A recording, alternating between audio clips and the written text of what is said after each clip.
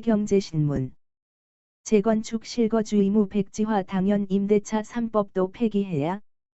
본 기사의 내용은 매일경제신문 김태준, 이축복 기자의 기사 내용입니다. 솔로몬 스토어의 신현기입니다.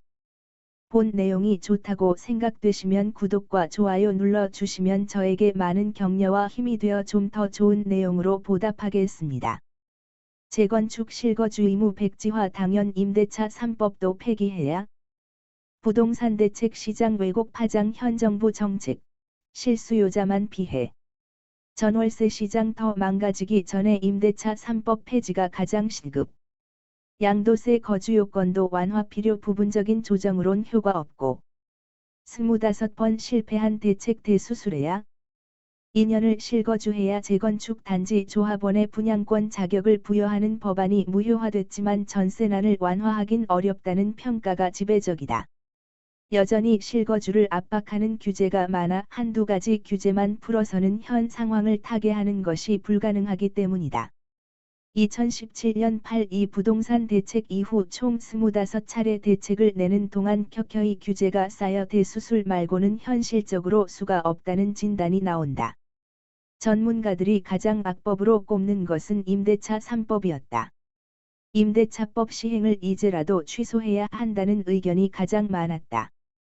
이미 임대차법에 맞춰 수많은 전월세 거래가 이루어졌다는 사실을 간과할 수 없지만 규제를 전반적으로 되돌리지 않고서는 임시 방편에 그칠 우려가 커서다. 특히 현 정부가 실수요자 보호를 천명하면서 내세웠던 수많은 정책들이 결국 이들의 목을 조인 점에 대해 반성이 필요하다고 봤다. 늦었지만 그간 25번의 실패한 대책을 회복하는 방향 전환이 이제라도 이루어져야 한다는 것이다. 이를 위해서는 먼저 2년 실거주 요건 완화가 필요하다고 지적했다. 재건축에서 새 아파트 입주권을 받기 위해 2년 실거주, 투기과열지구를 하도록 의무화하는 법안은 무효화됐지만 양도소득세 측면에서 규제는 아직 남아있다.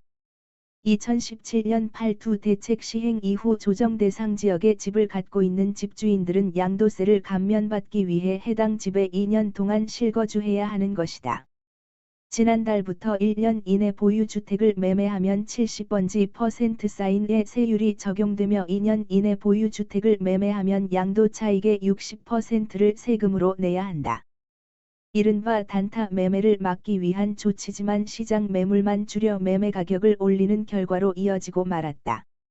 심교원 건국대 부동산학과 교수는 전세난을 완화하려면 전세 수요를 매매로 돌려야 하는데 양도세 중과 때문에 집을 팔려고 하는 사람이 없다며 한시적으로 새 혜택을 준다면 물량이 나와서 매매 전세 가격을 낮출 수 있다고 말했다. 우병탁 신한은행 부동산투자전문센터 팀장은 보유기간과 거주기간을 나누어 장기보유 특별공제를 적용하기로 한 게 6개월 전이라 이를 되돌리기도 어렵다며 지금이라도 미리 공급 시기, 스트레스 테스트 등 시나리오 분석을 통해 양도세 완화 시점을 정해야 한다고 말했다. 실거주 의무는 매매시장뿐만 아니라 청약시장에서도 존재한다. 수도권에서 입주자 모집 공고를 낸 아파트 중 분양가상한제를 적용받은 단지는 실거주 의무가 부과된다. 만약 실거주를 하지 않는 게 적발되면 1번지년 이하 징역 혹은 1,000만 원 이하 벌금을 내야 하고 분양받은 집을 한국토지주택공사 LH에 분양가로 매도해야 한다. 이 제도로 인해 자금 여력이 부족한 무주택자가 분양받은 집을 세놓은 뒤 나중에 입주하는 게 불가능해졌다. 임채욱 킬로바이트 국민은행 수석전문위원은 이 제도는 정말 바뀌어야 한다며 자금이 부족한 무주택자들의 주거 사다리 역할을 하는 게 청약받은 집의 전세 놓기인데 이 고리를 끊어버렸다고 지적했다. 이어 현재 전세난이 심각한 상황에서 내 집 마련이 어렵고 자금이 부족한 젊은이들이 거주 의무 요건 때문에 분양을 못 받고 있다고 덧붙였다. 무주택자들이 내 집 마련에 실패해 임대차 시장에 계속 머무르면 전월세 수요가 줄지 않는다는 문제도 있다. 그러나 이런 제도를 하나둘 완화한다 하더라도 임대차 시장에 가장 큰 영향을 미치는 임대차 3법을 놔두고선 효과가 제한적이라는 평가가 많았다.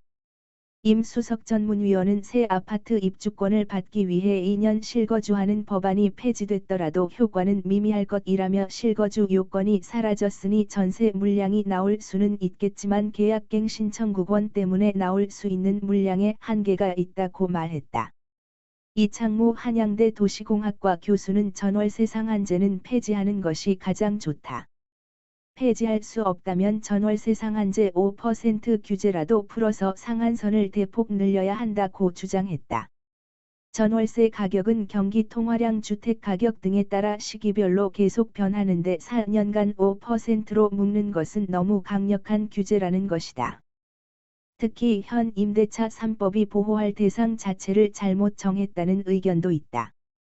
송인호 한국개발연구원 KDI 경제전략연구부장은 전월세 상한제는 공공임대 입주자에게 맞춰야 하는데 20억 원짜리 전세에 사는 사람들까지 대상으로 하는 게 맞는지 생각해봐야 한다며 임대차법이 초래한 이중가격이 주거 취약계층이 아닌 모든 계층에 적용되는 것이라 균형이 안 맞는다. 법과 규제는 주거 취약계층에 초점을 맞춰야지 시장 자체에 두는 건 안 된다고 말했다.